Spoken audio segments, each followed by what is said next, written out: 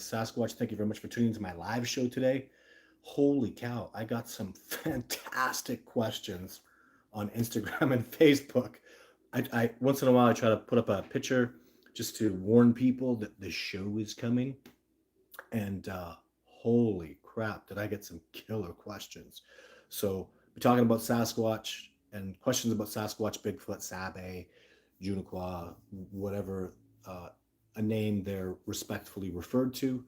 And so these are some of the questions. They're so great, man. I love, man, guys. I have done must be 100 live shows, and I keep doing them because it just never stops. Aloha, and this is also an international show. People from all over the world are going to tune in. I predict, as I always do, because I just think it's so amazing that people all over the world are watching this live show talking about this incredible discovery process. So, first question that I really like is in a long paragraph. Basically, a gentleman asked, "Are they all alive?" Paul, how's it going, Paul? Nice to see you here. I just saw that pop up. I'm glad you're a moderator. So, are they all alive? And the answer is yes. I saw Kubota a couple years ago. I'm pretty sure he's still kicking around. Kubota is, I'm sure Kubota is still around. Kubota has become an elder, and I'm trying to build a new relationship with him. And I think that's absolutely fantastic because Kubota's done some odd things, I guess we'll say, maybe some unacceptable things in the past. But he's part of the troop, and as everybody knows, that has anything to do with relationships, family, friends. We make mistakes. We do things that are a little strange sometimes, maybe a little offhanded, and we get forgiveness for that. And I feel Kubota is a lot like that. So another question that was on Instagram: sensations or feelings you get around Sasquatch. I'm going to actually tie this into two questions because someone also asked me about the knocks and the purpose of them. I might have talked about these before, but I know that when the Sasquatch make a sound, they're trying to cue you, so they're speaking to you in mind speak. But if you're playing loud music and someone yells at you, or you have earbuds in, you can't hear them. So if you're not listening with your mind speak, with your telepathy, then you're not going to be able to hear the Sasquatch talking to you. And that's something that we just don't do very well. It's something we have to work on as human beings. That's why meditation is really the critical starting point with mind speak, is you have to quiet your mind and listen to the inspiration, to empathic beings that are talking around you. And I know that when they make a knock or a boom sound or crash a tree over, there's an emotion and a video that they send out with that, and they're sending it out to you, and that sound is a cue to stop and listen and pay attention to what the Sasquatch is trying to communicate to you. And very important stuff, guys. Critical things that I've learned just even recently in the last few years, that those are definitively tied together. I think I really started learning about that and feeling that when I worked with Survivor Man.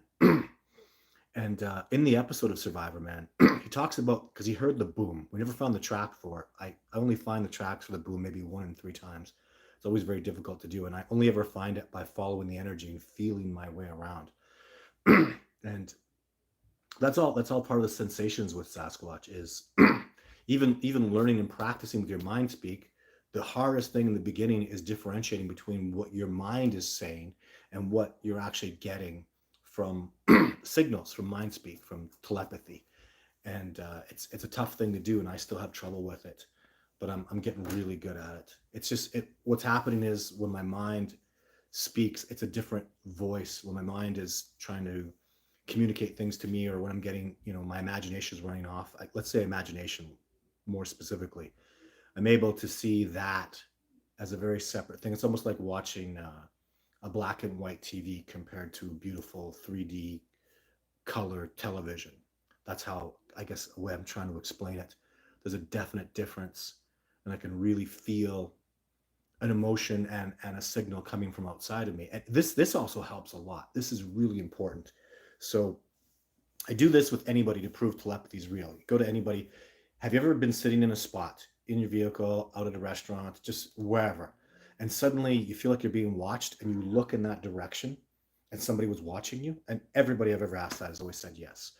What's so important about that is not that you felt, not just that you felt that person watching you, but the direction you felt it. You didn't look around like somebody's watching me. You looked right at exactly where they were, wherever they were. That is a powerful indication that something empathic, it doesn't even have to be Sasquatch, but something is empathically trying to speak to you because you can feel a direction. When it's in your mind, it's just clutter and you don't feel that directional thing. But in the beginning, when you feel pulled like something, the direction is always clear to me because we have, just like our eyes create stereoscopic vision, our two ears are necessary to hear depth and sound. It's the same with telepathy. There's something going on where we have dual stereoscopic ability. And it also takes me into another area. So I'm reading brand new literature and research, and I'm actually thinking that the pineal gland that I've been talking about, this gland right up here, is likely not directly responsible for telepathy. Let me tell you why. Because we feel it in the front. They've been doing brain scans and studying people that have exceptional telepathic ability at certain levels, especially people that are in love, that have a love bond. There's a special telepathic connection that they're actually able to measure. It's pretty amazing. I'm not going to get into the length of it, but what they're seeing is right in the frontal cortex of the brain, which is, just behind my eyes, kind of up here. There's two sensors that they feel are stimulated when someone's getting telepathic ability. So that would be like two eyes, two ears, because the pineal gland is, it's kind of singularly dimensional, especially the way it's in the body. And that's a new theory, and this is just a complete theory, and it's really going to piss a lot of people off. But we've got to keep an open mind to the possibility that's actually the frontal cortex, not the pineal gland, that's responsible for telepathy. And I'm not sure which it is, but my heart tells me, since I was looking for something stereoscopic and I don't see that in the pineal gland, it's just one gland, one nervous system set up. Not to say that it can't be connected in some way, but I believe that I'm leaning towards right now. I'm like 51% thinking it's probably the frontal cortex that we're seeing, and the stereoscopic two sections of the frontal cortex that are able to make those deductions. And there's more information that's making me feel that way, more things I know about. But yeah, very cool stuff, right? So that'll help you with the telepathy. That's how I feel around Sasquatch. They send me good, nice, clear images. Sometimes I get into such a good alpha brain state. I'm really relaxed, and really, alpha brain is when you're just like almost asleep. You're so relaxed. You're not falling asleep, but you're right at that point, right before you fall asleep. That is absolutely fantastic. Also, you should know too, in the first few minutes when you wake up, when you're coming out of alpha sleep, is also a really good time to sit around and really feel into your telepathic ability, because you have the heightened ability to do that and powerfully get things into your subconscious. So if you're trying to manifest something, if you're focused on an answer to a particular question, and you really want to tap into that brilliant, deep, incredible, amazing subconscious mind of yours, it's best to do it in the alpha state. Or if you want to cheat a little bit, get into that state when you first wake up. I've been using that, and it's been very, very significant and very helpful. So they asked me a question about tools, and the only tool I've ever seen, I believe Sasquatch, no, I don't believe, I've seen them acutely pick up stones to smash things, pick up, uh, logs and stuff to bash things.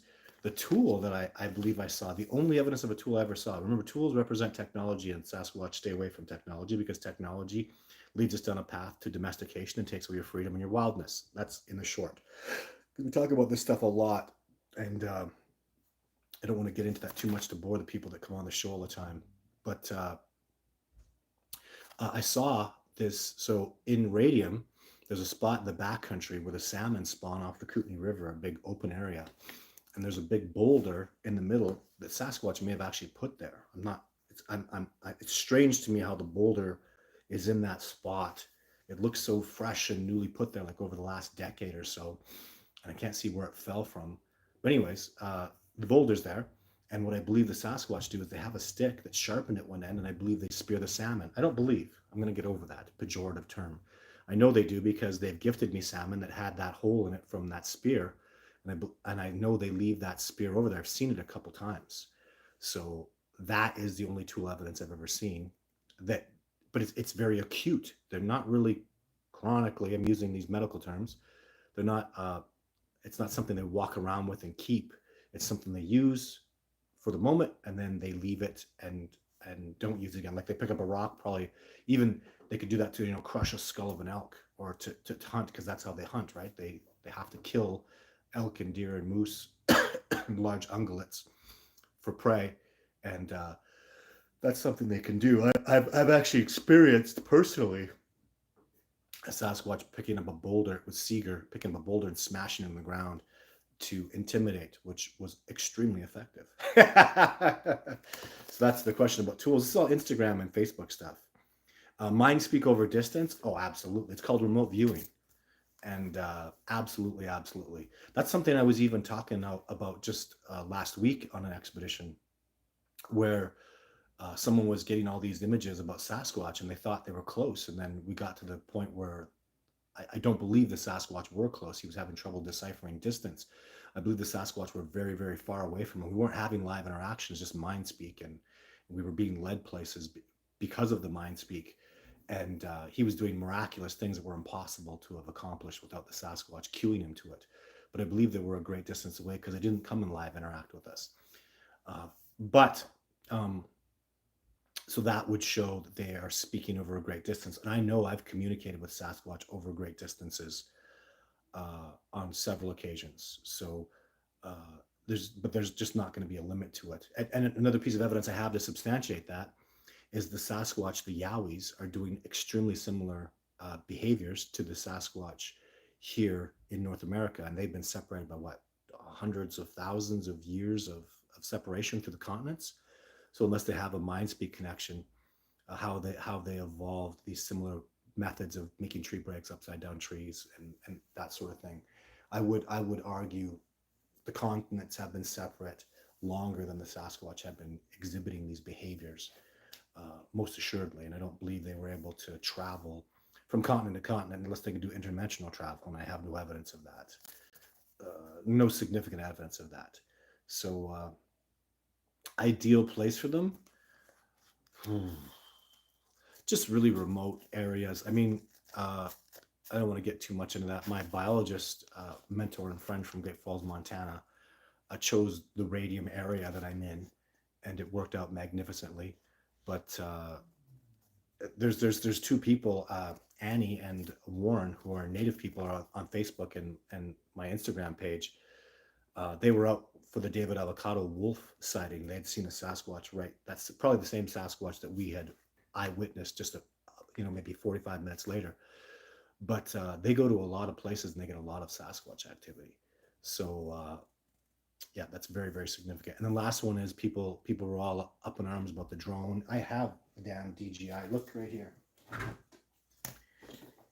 Here it is. The DJI Maverick 3T. Very, very useless piece of technology, that the best drone money could buy, in my hands. And I used it so much last year.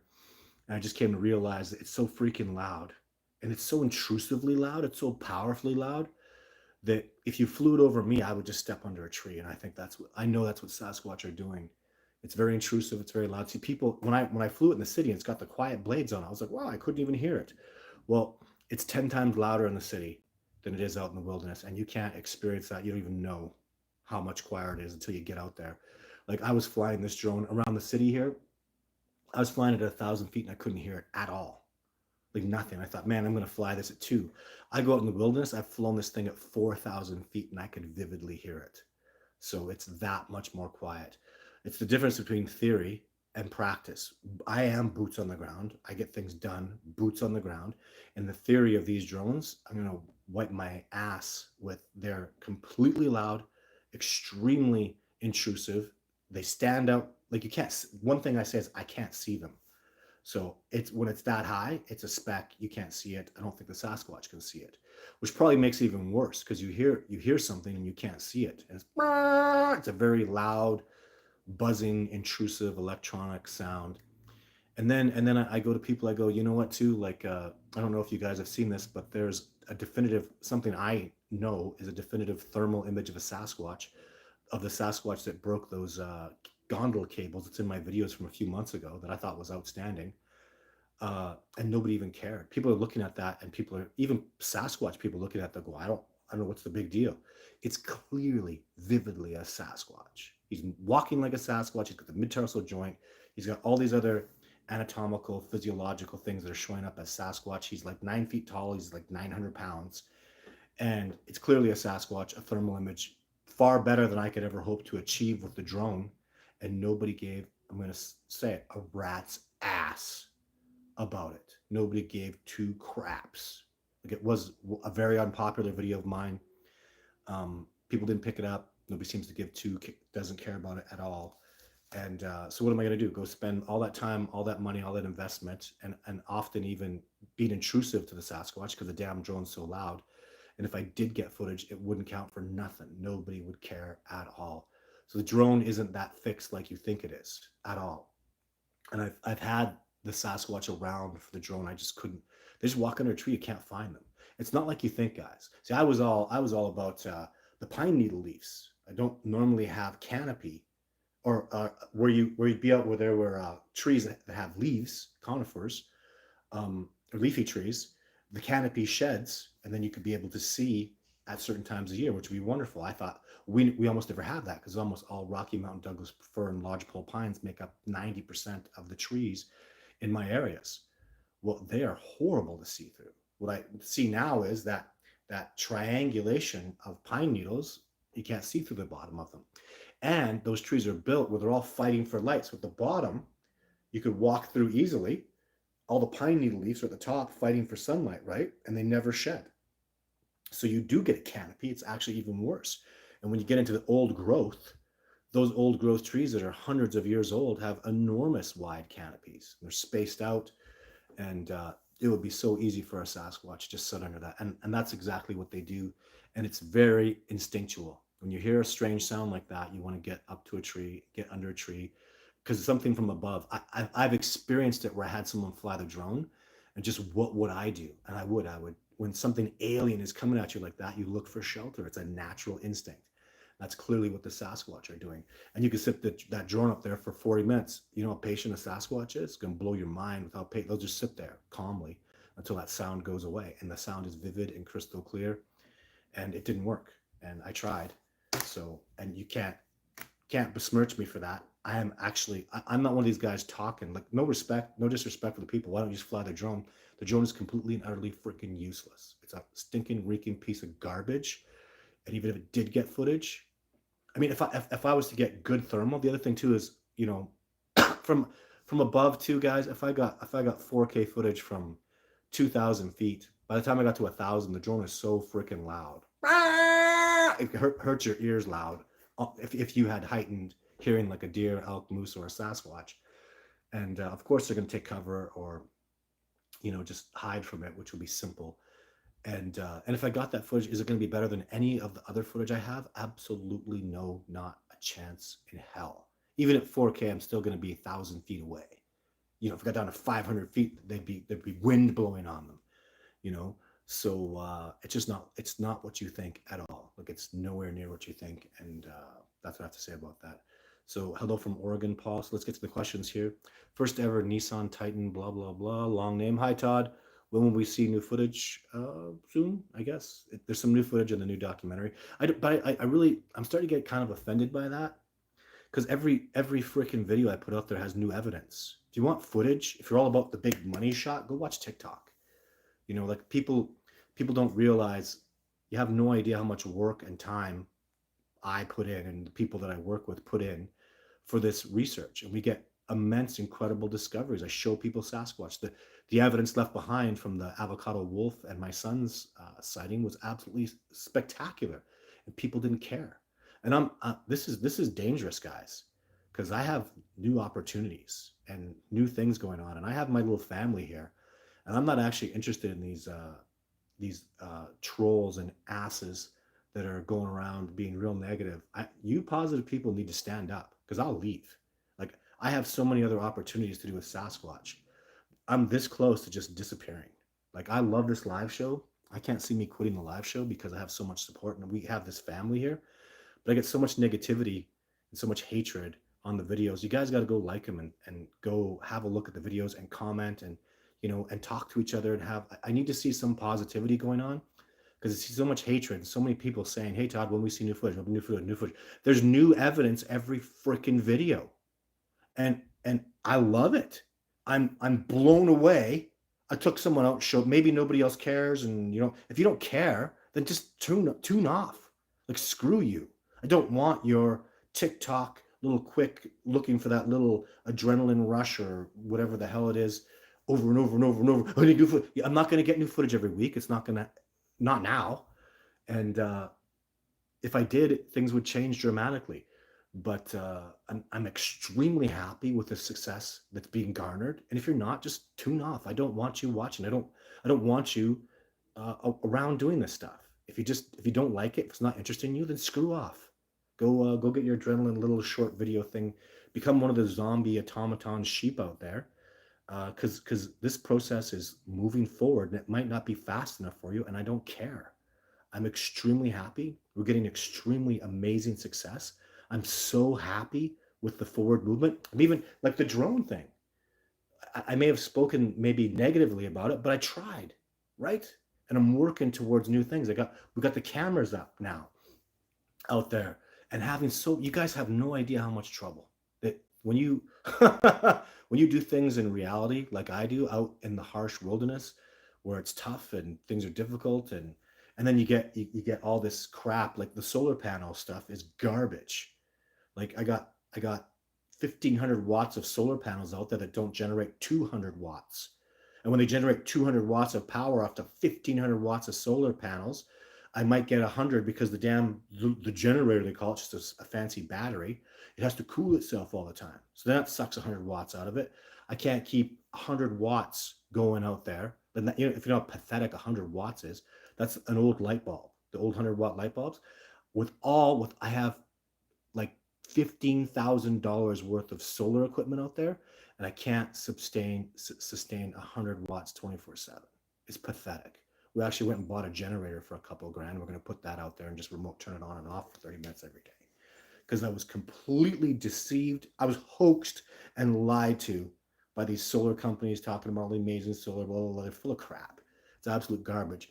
You'd need 100,000 watts of panels absolutely covering your roof to be enough electricity to, keep your computer running and your fridge. You know what I mean? It's like, it's so bad. They just completely lie about that technology to pump it up, and it's crap. It's absolute garbage, and I'm extremely unimpressed. Don't get me going. I could go on all day about how it just doesn't work. Annette from Nordegg. Hello from Nordegg. Annette, man, I'd love to have it. I don't have any contacts in Nordegg. Nordegg is such a small town.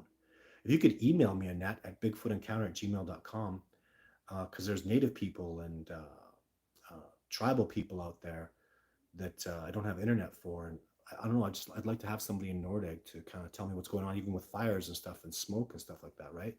Please don't forget to hit the like button. Yeah, if you're liking it, and comment. I like skeptics. It's just that troll crap, and I'm sick of people and the stupid crap going on right now. Oh my God. Like, do I have a picture of Jake around here?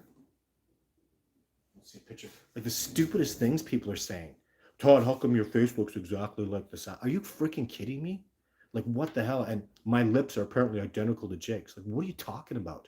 Just these troll crap things. It's just dangerous, guys, because I feel like I'm a millimeter away from just saying, screw this. I'm doing well with the expeditions. I have enough colleagues and people that I work with and, other sources of revenue that I can just say, I don't need this kind of crap. Because the other thing too is comments are imperative to me. I want to hear what people are having to say. And if I just get these idiots talking like they're literally lying and deceiving, and they're taking over, and then good people don't want to say anything because then they get hated on by these scumbags. Like I'd even, all you guys that are moderators, like I'll make so many moderators when you go through the channel comments, just remove those idiots that are lying. This guy's a proven hoaxer. That's a lie. And it does piss me off. Proven hoaxer was nothing, like, it's ridiculous. And we'll see what happens in the next couple months, because I may just stop doing the YouTube videos. They're not lucrative. They're not generating anything for me. And so just keep that in mind, guys. It's a fair warning, for you guys who support me. Try to go on there, and if you are like around a lot, ask to be a moderator, and I could usually see it in these amazing questions. And just clean that stuff up. I don't have time to go through all the comments and stuff. I just get so sick of it, so tired of all the crap. So Paul says, and Paul's actually Paul, you're that little man. I'm very disappointed, but I'm just going to be transparent with you, brother. That beautiful wristband of yours that you put out there, you know whose it is. It's still there. So sorry, I find that frustrating because it was such a beautiful gift you left out there, and I don't understand. Even over time, like a lady last year put out these beautiful crystals, and she put it out early in the year, like you put your stuff out quite a few months ago, and eventually got taken. And that, it makes me happy. She put it out there, heartfelt, beautiful crystals. These crystals were special resonating crystals to do with telepathy, and they had beautiful, just they were just really really cool crystals, and they got taken finally. So I have high hopes, though, Paul. Hope it precipitates for you. Todd, if the discovery of Sasquatch is accepted by science and the public, do you think it will threaten their survival? Yes, but we just have to do it. There's just the bottom line is the truth is the truth. Actually, no, it won't threaten their survival. It'll just, there's going to be some hard times. There's going to be some idiots who go out and try to hunt them, but you can't hunt them, right? Because they mind speak and they can feel you coming. So, and they have so many advantages. It's there's going to be crap though. Like the meatheads and dumbasses and human beings are capable of such garbage. But I don't know how the discovery is going to go, Paul. Like I'm kind of thinking too, like people that are on here. There's hundreds of people, thousands of people, for sure. Tens of thousands of people that follow and support this work that are knowers and believe Sasquatch is real, and we could just grow and I don't know. Ultimately, I would like scientific and I would like forestry officers to accept the fact that these beings exist and work with it. So it's just a process and it's step by step, but it has to be done because this is where the argument, like there are arguments, and I've debated making this discovery public as I'm doing. But the bottom line is the truth, and I have to the truth will set you free. The truth is a beautiful, wonderful gift, and the truth is authenticity. And these beings authentically, truthfully exist. And the ignorance of that is worse than what the worst human beings in the world can do. So we've got to stop being ignorant. And I've seen too many times, Paul, like in Kamloops with James, I saw the Sasquatch flip out to get these people to stop freaking logging, and they were completely ignored. I did a video that was got very few responses. People aren't interested in tree breaks and busted up trees and the Sasquatch communicating. They want footage. You want footage. You want footage. It's these this generation of just I don't know what the hell is wrong with these people. They're just they just want a quick fix, explode. Even these short videos are so popular. Movies are dying out. Things that have good storyline are going the way of the dodo bird, and it's scary. But all the more reason to fight for this discovery, because in nature is the solution and the truth and the grounding and the wildness connection that we can have. So it's not going to make me fight less harder. It's going to make me fight harder. And I may have to go through a time of difficulty, but I don't feel that. So it's a tough question, though. It's a really tough question, Paul. And I'll tell you, there's a big part of me, like 30% of me, that says no, I should just stop, because it could threaten their it will damage them. There's going to be a hurt. Like every discovery process is painful. Like bad stuff's going to happen, and but ultimately the truth has to be told, and I have to accept that. And Sasquatch support that. That is the bottom line.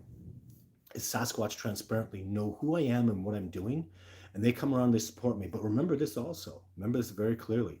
Half the Sasquatch out there don't support me. It's like vaxxers, anti-vaxxers, Republicans, Democrats, liberals, conservatives. There is a separation, and there are Sasquatch that do not want to work with people and make this discovery. They're not all like one. There's a separation.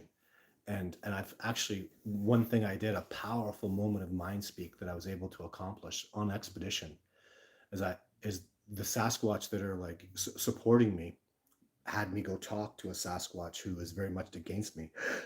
and he was far away. He was actually watching logging transpire and the destruction of a beautiful place. He was mind speaking. He was showing me this, and I was very clear because, again, I could feel the direction. The images were vivid. The emotions that I was feeling from the images were powerful. And I mind spoke with this Sasquatch, and I impressed him. I very much impressed him. He didn't change his mind, but I impressed him. And at the end of the mind speaking, I felt this emotion to maybe you can do something. Maybe this can work. Like, he was 100% convinced to not work with people, screw people, let them destroy themselves, and have no communication with them, remain hidden as a Sasquatch. And I feel like I got him like 10%. And I'll tell you, the Sasquatch that are around Radium set up that communication. They wanted me to do that. And after it, so I left Mindspeak with him. I could feel he was way off in the distance somewhere. And when I came back to the group that was there that set up the conversation, they were really impressed with me. Like, they were really proud of me. So it seems oftentimes like, why I would like to do the Joe Rogan show or take out Russell Brand or just amazing people. Tyler Oliveira has been coming around, and Mr. Beast. I'm I'm I'm very confident that I'll thrive in those situations, because whenever you put pressure on me, I just turn into a diamond. Like, I get more focused. The more pressure I have on me, the sharper I get. I feel the importance of what I'm doing, and it just focuses me. I turn into a laser. I'm built for the pressure. It's actually something I've realized through mind speak with wild animals. So this is kind of scary or powerful. I'm not going to talk about too much detail of it, but I was around a wild animal that killed, so a predator that killed prey, and I witnessed it. And I was really feeling, I knew it was going to happen. I could feel it like deeply. And there was so many lessons that I learned from it. I felt that predator stalking and hunting, and then when I caught wind of it, I saw it, and I saw the whole incident transpire. And this is powerful, guys. So I'm trying to philosophize and deduce this for myself in my own life. But it was the passion that hunter, that predator had, that killed his prey. It wasn't violence. It wasn't anger. It was passion. And I feel like, and it's the passion that kills, that ends up making the kill. It's something I have to think about a lot. I was talking to colleagues and friends of mine about it today, and they're in agreement. I hope you could understand uh, that, when you're a predator and you're hunting for survival, and you're hunting to live, and you're doing an important job. I don't know if they know that. Without predators, the prey will all die. We in the field of biology know without the wolves, there's no deer. And moose and elk, they would all die. They would kill themselves. They would die of chronic waste. And they're a keystone species. Wolves, even mountain lions and bears, they're very, very important species. Ecologies require them, and on certain levels, anyways. No, maybe no more than the wolves, but it's really the passion that a hunter has that makes them finish and make that kill, end the life of its prey. And it's an important thing to learn about nature, because it's something that we're not exposed to at all, right? How many people have killed what they eat at all? Like, we just don't do it. Nobody's killed. I've eaten 1,000 chickens. I've never killed one. I've eaten probably hundreds of cows. I never killed one. So, and you may think, well, what the hell? But that's good nature. That helps you appreciate things on a deeper spiritual level.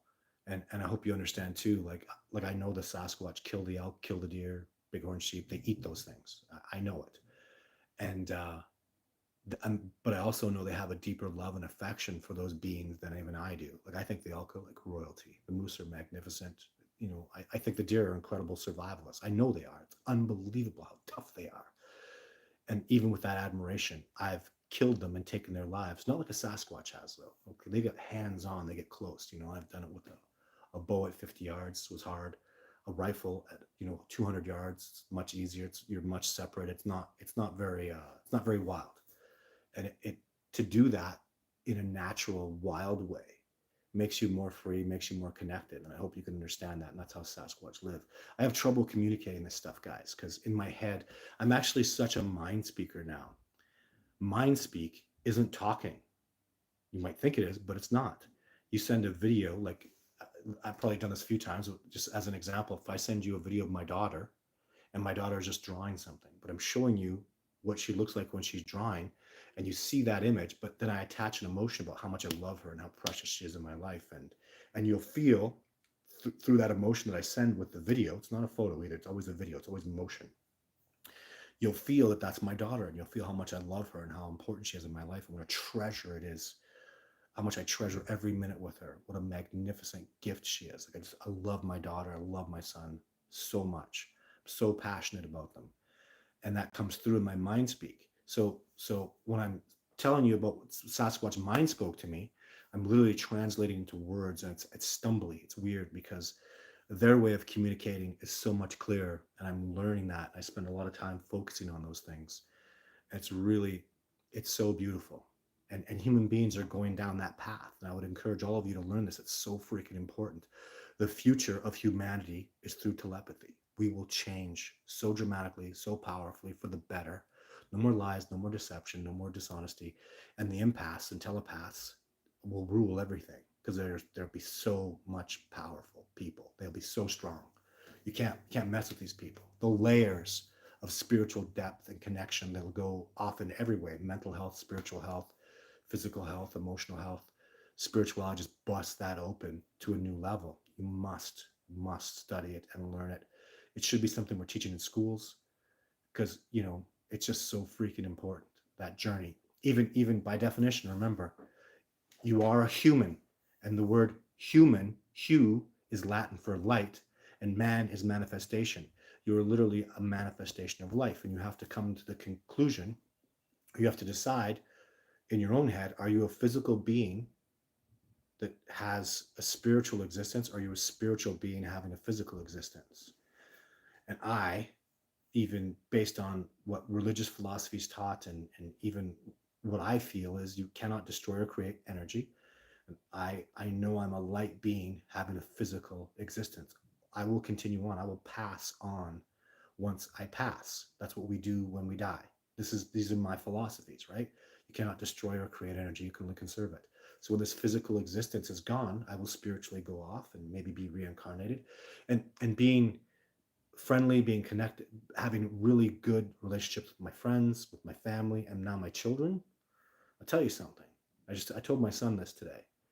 Like, my daughter has gifts that don't make it. They're so amazing. She's done this in another life. She's making discoveries and learning things that books are substantiating. She's 6 years old, and she's learning. She's showing me, this is a mushroom we can eat, Daddy. This is going to help your lungs, Daddy. And I go and I look it up, and it is. It turned this into a tea, and it's good for your lungs and your blood. I'm like, how did she know this? Because she can't just know this. She did this before. This isn't the first time. And something that was a very powerful spiritual experience for me, both my son and my daughter, but specifically when my son was born, I knew him. I've known him before, and nobody is ever going to tell me otherwise. I know that being. I've this is not the first time I've ever met him. It's a powerful connection I have with that child of mine, and it'll always be there. And that's part of the spiritual journey I've been on. And children have really, I don't think anything has really moved me along more spiritually than being a father, because that's my number one thing in my whole life, is being a dad. Second, maybe a Sasquatch researcher. I'm pretty passionate about it. But let's get back to some questions here, because there seems to be a lot. Hello, Andy. Thank you very much for Andy, dude, you and these people that are on this show, I don't even know how I would survive without you guys. So, hey, Todd, my first expedition with Mariner. Haven't seen the big guy. You out with Mariner? That is so awesome, man. I got to call you. That is so great. Congratulations, you guys. One of the greatest things that gives me joy is when I see people like, Andy, you out with Mariner, and somehow I was part of facilitating that. I'm so proud of you guys. I think that is wonderful. You haven't seen the big guy yet, but what have you seen? Have you seen evidence? Are you hearing sounds? Are you getting live interactions? Have you seen tracks? Oh my God, there's so much, guys. Oh my God, there's so much I teach on these expeditions now. The layers that I've gotten through, like just the last expedition, the two people that I went out with, I just freaking blew their mind, because the levels that I'm at, where I just like, do you know that? Do you know this? Like, man, I'm like, even being a powerful empath, This lady that came out on the last expedition, I just ate her for like I just owned her. Like she was just so it was so clear to me, her feelings and her emotions and her background and her life. I was just picking her apart. She's like, "How do you know this? How do you know this? I can feel it in you right now. You're telling me right now. Your mind speaking with me." And it's directly them to me. In the past, very often, the Sasquatch will read somebody, like Kyle as an example, and then project it to me. I can't read Kyle directly in the past. Now I'm starting to read people directly. I feel like I'm actually with the Sasquatch. I'm kind of ganging up on people to to to read them and understand them. And maybe ganging up on them is not a nice way of putting it.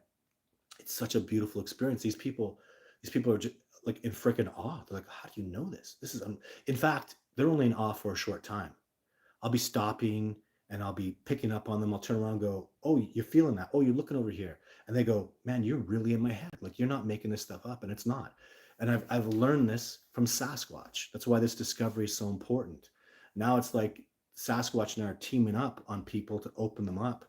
Like, my God, I am at such a level that is so awesome. Like it's such a wonderful feeling. Even people are getting like teary-eyed and deeply emotional with what I'm feeling from them.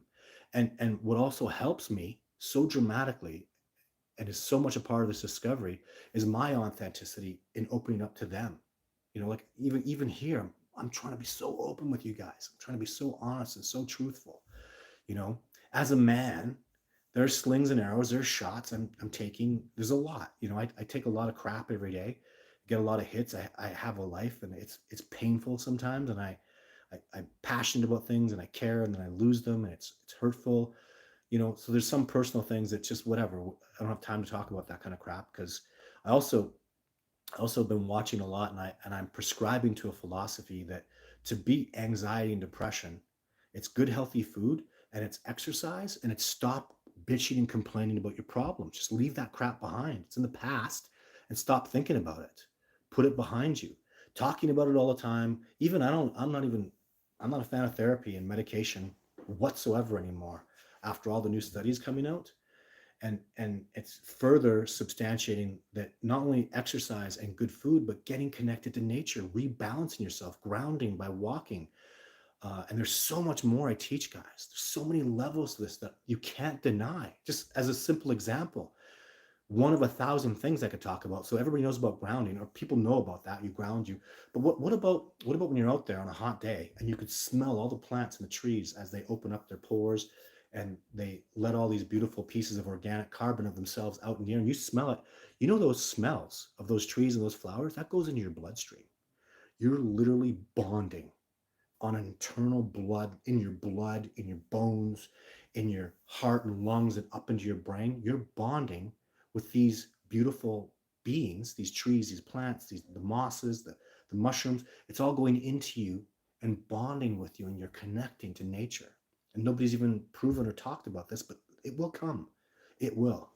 And what a magnificent gift, because the plants and the life that's out there, I mean, they're literally the building blocks from which everything exists, because without plants, there's no life. They absorb energy from the sun in the chloroplast, and then we consume it. And that's why I have energy to move around and talk, because chloroplast absorbs sun's energy. That's the foundation of all life, all carbon life. And you're breathing that in to your body, and it's going through and it's doing all these miraculous things to you. That's why one of the 1,000 reasons I can show you that getting out to nature and connecting with nature is so illuminating. It will lighten your soul and brighten your life. And that's what this discovery is all about, guys. Everything I've been talking about is all about Sasquatch and nature and reconnecting to our brothers, the most man-like species on the planet, reconnecting with our brothers who never left and never became domesticated, and getting back to that. It's almost like, to me, it's like humans had to go off and do this horrible, crazy thing, this experiment of domestication and processed foods and poisoning ourselves and fighting amongst ourselves. But we have to come back. So when we come back to our brothers, the Sasquatch, who never left, we have a lesson to teach them, and they have so much to teach us, right? Way more of them to teach us. But I think that's ultimately what will happen, is that when we accept and meet them again and come back into that existence with them, then as brothers we'll go, wow, they'll put their hand on our shoulder and go, wow, you guys have been through a lot. Like, you guys went the hard way. We're like, yeah, it was hard, like get a little teary eyed, like, oh man, what we went through as human beings, it was hard. And now it's time for us to start going back and connecting with them. And that's what I see in the quantum science and the physics, in the manifestation reality that human beings are starting to exist within. It's very, very powerful, and we are going back. And that's why this discovery is so important. Even going back to Paul's question from earlier. So John says, great to see your live stream. Thanks for coming in today, John. Amber. Peter says, hi, Todd. Do you think Sasquatch use caves a lot? Where do they sleep? Well, in the wintertime, I was talking about this again on the last expedition. So when they're out and we see all these beautiful mountains and that are creeks run off, all these creeks, usually the source is a glacier inside the mountain. They've been melting for thousands and thousands of years. Some of the glaciers are all melted out, like there's no more water coming out, which will eventually happen to all our glaciers. Which sucks. My son's children will not see these creeks and rivers that are so beautiful, incredibly structured spring water that's coming out. It's all going to be gone one day because they will melt. But they're melting even in minus 20. Why is that? Because they're melting because there's thermals in the earth that are heating them. Once they're melted and gone, which again many are, what's left is a cave with thermals, and thermals generate heat. So I have evidence of that from video 6 in the winter. That's how I was able to get that video 6 shot when the log was thrown on me, was because I found a cave that I believed they were in, and I was correct.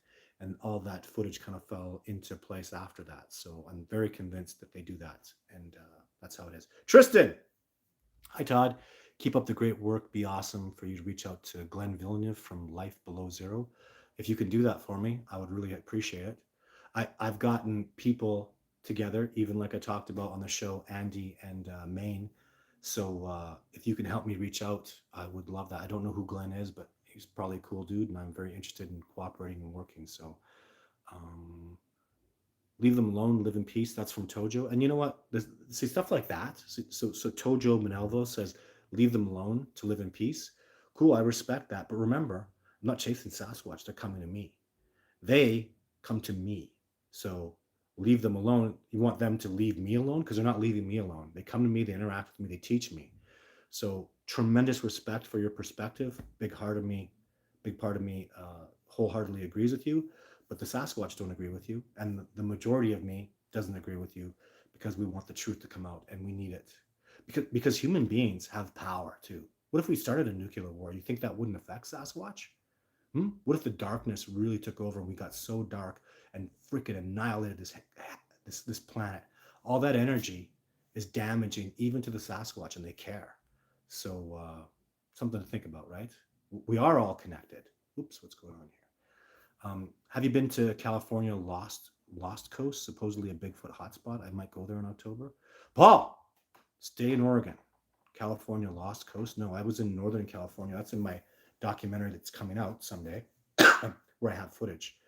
So I don't know. I never heard of the Lost Coast. We'll talk about that though, Paul. I appreciate that. We've got to have a conversation next week. I have you scheduled. Oh man, because I am like a one-legged man in an ass-kicking contest. So busy being a single dad, and working on a documentary and doing all the expeditions. And this is like a brutal time of year for me. It's really, really tough. Wasn't there a story of camping family that were attacked by a dog man? Don't know anything about that, and I don't think dog men exist. Andy's here saying, please subscribe. We have over 470 videos, so feel free to subscribe. There's tons and tons of stuff. I really encourage you to go back and look at the videos. There's some freaking amazing content in there. Even these live shows, I really change it up a lot. Like if you go back and watch a live show, man, there's lots of stuff. So I love it when Survivor Man realizes you two are not alone up there. And yes, it's amazing episodes. Les Stroud is an amazing dude, and it was such an honor and a privilege to work with him, and I look forward to doing that again in the future. Hi, Todd from Maryland. Thank you, Black Diamond DC. Nancy Hogan says, love your shows. I'm the Bigfoot believer. Love watching documentaries. Thank you so much for your support, Nancy. We need it. I'm very honored to have you here. Boom. So that's what the Sasquatch called himself. Hello, Tim.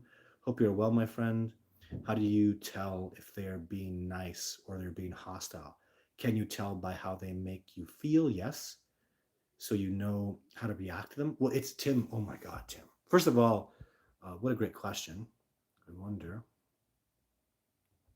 How to make you a moderator. I don't have that ability to do that anymore. It sucks. It says I can message you, I can report you, I can remove you. I can't add you as a moderator anymore. What if I hold it down? It doesn't work. I can't seem to add moderators. Otherwise, I'd add you, Tim. But yes, it's, you know what? They work so much with nonverbal communication. Even if you're not mind speaking, if a Sasquatch grabs a log and he's smashing it on the ground at you, boom, boom, he's angry. He doesn't want you around. The day that Sasquatch seer came at me with a big stone in his hand, he was smashing the ground. He did not want me around that day. Like, it's really, you can feel it too. You've got to be empathic to some level. No, actually, no, you don't. Because they'll be, like, if they're smashing things or they're bashing at you, you could feel the anger in it. Like, it's even if you can't feel it, there's anger in the nonverbal communication that's coming out at you when they're smashing, bashing, and crashing. If they're terrorizing you, then they don't like you. Leave. It literally, ladies and gentlemen, my stats are 50% of the time. So half the time I go into a Sasquatch habitat, they don't like me there and they don't want me there. And they've shown me in 100 different ways. So they'll let you know. And trust me, you'll figure it out unless you're in a coma. So Royal Creations, thanks for tuning in today. Shalom lakak, peace to you. Thank you very much, Royal Creations. Todd doesn't know about dogmen, never seen one. And I have no evidence of them. In fact, every piece of evidence I've seen about dogmen, I've debunked it. It was bad. Yeah, I made a friend. I mean, I'm not angry about it. There's a Rena Monet, who's a wonderful, super cool artist, is a friend of mine. Been talking to her a lot recently. She's amazing, and she thought she saw a dog man, and I did an interview with her a long time ago when I was doing Big Talk Tuesday, kind of a podcast, and I broke her down to, like, she wasn't lying, she saw something, but it clearly wasn't a dog man, and we became friends after that to this day. So she's awesome, beautiful artwork. Honored to know her. I know she watches these shows, so I say hi, Rena. Hi, Todd. A researcher, a girl named Dee, has experienced the boom in Ohio. Cool. She's had some interesting encounters. Dee's Dark Adventures on YouTube. Cool. Thanks so much for sharing that. Yeah, feel free to go check her out, guys. When were we meditate? Oh, when we were meditating in Kootenai National. Oh man, that was so awesome that day, Paul.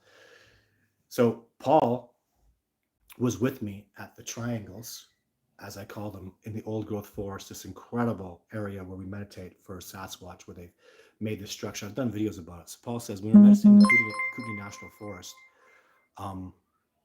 I think I was telepathically drawn to face the place where we heard one walking. Well, Paul, I was watching you, Paul, like I watch everybody. Yeah, you went into a state of like alpha brain right off the deep end, like floating around, had, it became very personal.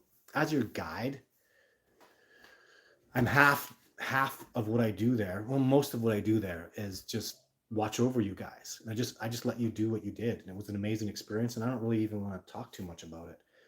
It was brilliant to see what you do, to see you open up like that, to see you just go off into your alpha state and flow. And yeah, I feel so honored to have been able to guide you to that amazing, deeply spiritual place and watch you have that incredible moment. I don't, yeah, there was a Sasquatch there. A lot more happened. There was a Sasquatch there, 100%. And I was mind speaking with him a lot. And yeah, everybody got what they needed that day. I was going to talk more to you guys about what was going on, but you weren't ready for it. They were literally, Chris was there and Sean was there, and I literally went up to them and goes, guys, did you hear? And they go, no, what are you talking about? If you're not ready, you're not ready. And there was a Sasquatch there, revealed himself to me 100%, crystal clear. It was an incredible experience for me. And he came around a way he was going towards the other two gentlemen, and they weren't picking up on it. They were just not getting it. And they're great guys and respect to them. And then the Sasquatch went around the other side of the tree towards you, Paul, and you had that incredible experience. So I've got to go, guys. Thank you so much for tuning to my live show. Of course, I will be back on Wednesday. Videos are we'll see what happens with them. I'm kind of down on that right now, but because I put these videos out, I'm very passionate about them. I love them, and then I get so much disrespect and so much hatred around them. Um, I gotta fix that. So I'm working on that stuff. So much gratitude for all you people that support this discovery process. It is moving forward, guys. Be excited about it. I'm so excited about all the success that's coming. There's other things that are happening right now that I can't talk about publicly, but no, there's major changes coming. There's some major stuff happening right now, and I'm really, really excited about it. So stay tuned. So much more. As soon as I can start talking about it publicly, as soon as the deals are all finished and working and moving forward, then even Paul knows what I'm talking about. So when I've precipitated certain results and things are forward and transparent, then I'll start publicly talking about it. So it's all going to come into place. My expeditions are done. I will tell you this: I'm done expeditions like last week of October around Halloween because the snow flies and I'm not doing expeditions. So what's going on right now, all this stuff is going to be revealed in November at the very latest. So Paul, you won't stop me from talking about it. I know Paul won't want to, but really, really cool stuff going on. So I'm very excited. Thank you all very much for tuning in. Bye for now.